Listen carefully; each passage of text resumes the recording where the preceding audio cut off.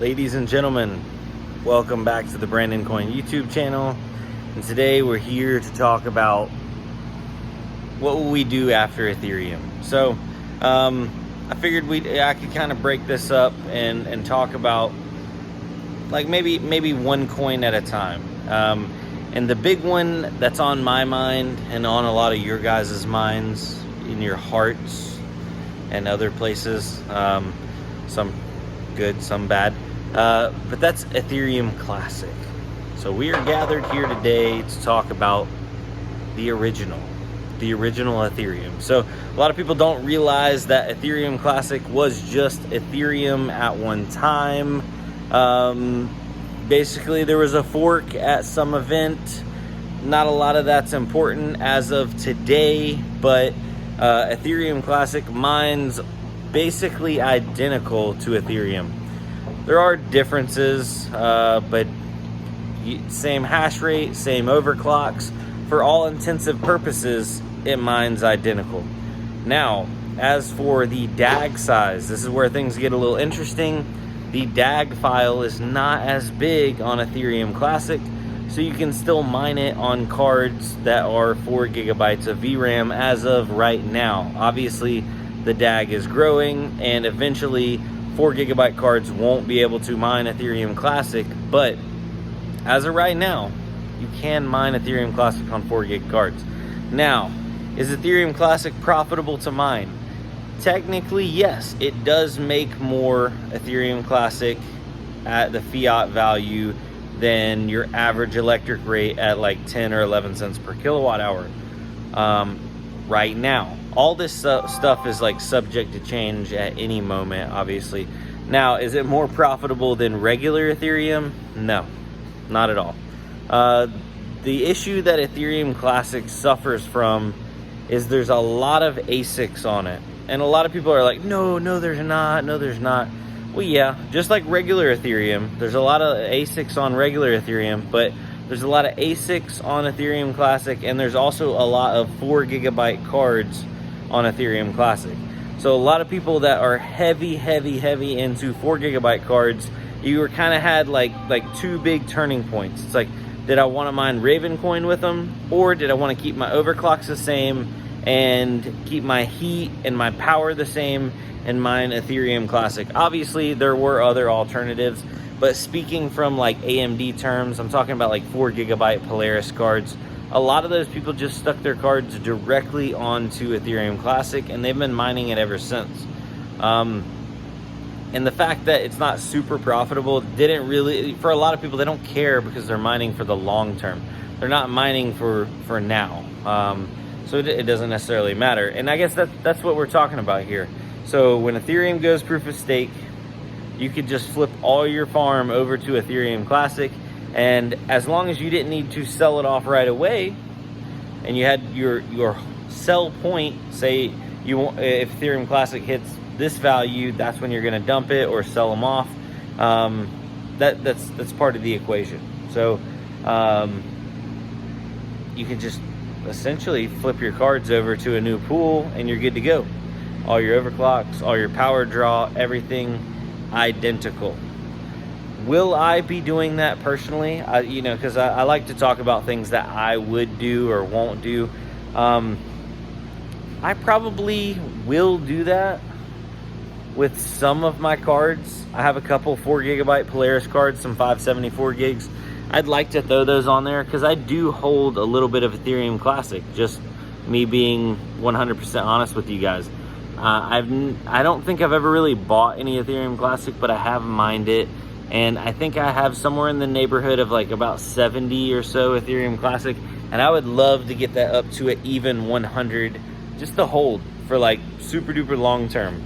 I don't know what it's going to do, but it's one of those coins that it's had some hiccups. I don't want to act like Ethereum Classic perfect, because it's definitely not.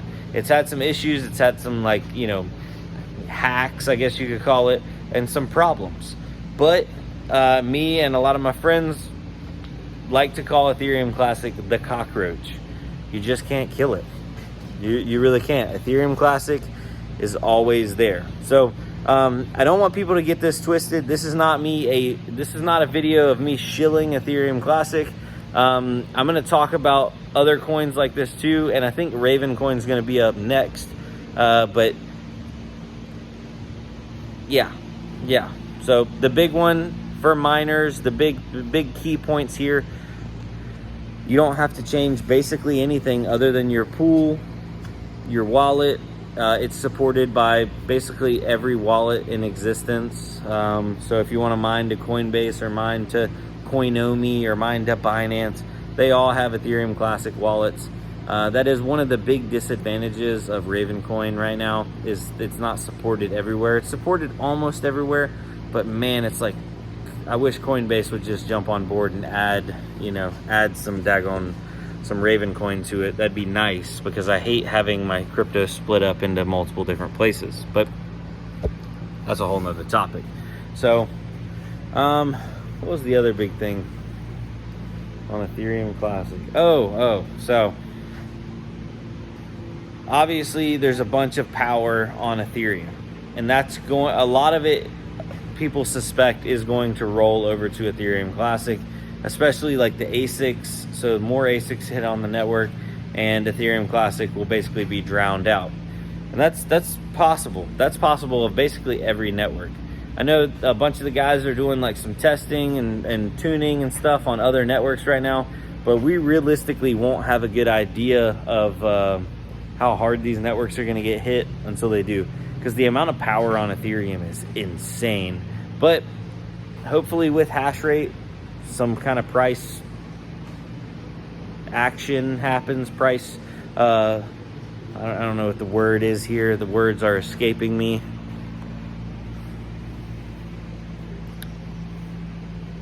Yeah, pretty much. It's like the title of this video, Brandon rambles about Ethereum Classic.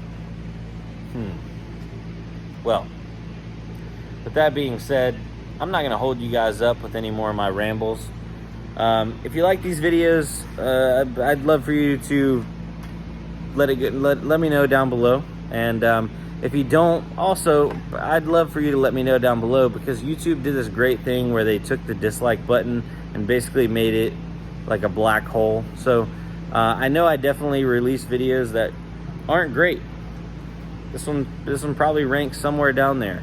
But now it's not as easy for me to find those analytics on like what's good and what's bad. It's just like, YouTube's just like, yay, everybody's doing great, because you can only see your thumbs up. But really, we know. Yeah, other than that, I guess we can go check on the farm. So yeah, basically right now I'm at 3 gigahash. I'm sorry about the fan noise, it gets really loud inside here. Let me turn the light on. There we go. I'm at 3 gigahash on Ethereum, and if I switched everything over to Ethereum Classic, I would be at slightly more, because we have some 4 gig cards. I could turn those on to Ethereum. I need to do something with those, because they're sitting there, they're not doing anything, they're wasting money. But yeah, I would be at 3 gigahash, and I would be at the identical power draw. So that is very, very enticing. And that would be, and I'm going to say this along with probably every coin that we're going to talk about, post-merge or post-proof of stake, everything is going to be speculative at that point. Obviously, there's going to be stuff that profitability goes up, profitability goes down, but in terms of what you guys are used to for the last probably 1.5 to 2 years of mining, everything's going to be speculative. We've had it really, really good these last couple of years of just solid, like steady profitability rates. It's definitely going to go back to being very jumpy. Jumpy to where we'll be either jumping coins if you're trying to hunt for profitability, or you're gonna kind of have to like pick a coin goal for that coin, mine up to that certain goal, and then hold that bag, and then go to another coin, mine up to that goal, and hold that bag. Yeah, lots of different strategies here. Obviously, this is just a guy talking to you in a metal building. This is not financial advice. Do your own homework. And with that being said, I'll see you on the flip side. Later, guys. Peace out.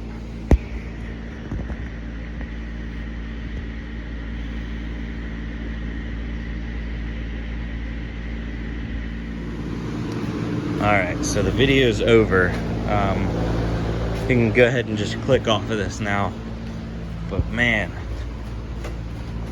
I am thirsty and I need me a little snack. So if you're one of those people that puts a video on and it's just you walked away from your computer, you're probably going to be very confused when you come back.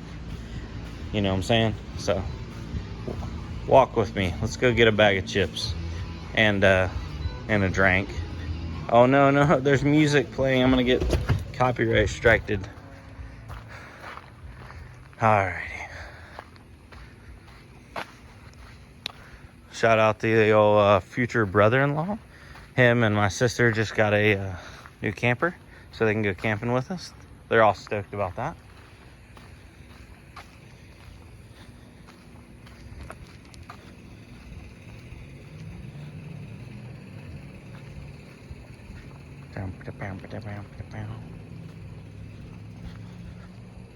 Oh, here we go.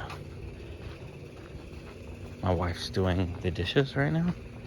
Don't mind me. I just want some potato chips. Had a box of them up underneath here. Here we go. Haha. There we go. 18 flavor. Oh, no. 18 bags, flavor mix. You know what it is. This is the real stuff. Let's go grab a drink. Go visit mom and pops up in here. They have a fridge in the garage. It's always got the good stuff. Probably get me old classic Coke, you know what I'm saying? Anybody that watches Motor Nubs, here's my old Honda Civic Turbo. Oh, I don't know if I can see it. I can't turn my flashlight on for some reason. Anyway, there's like a huge oil spot right there because last time I drove it, the seal in the transmission blew out, and when I got home, it was just dumping out all the transmission like gear oil. So that's great. I need to get that fixed. All right, hold on one second. I'm out of breath.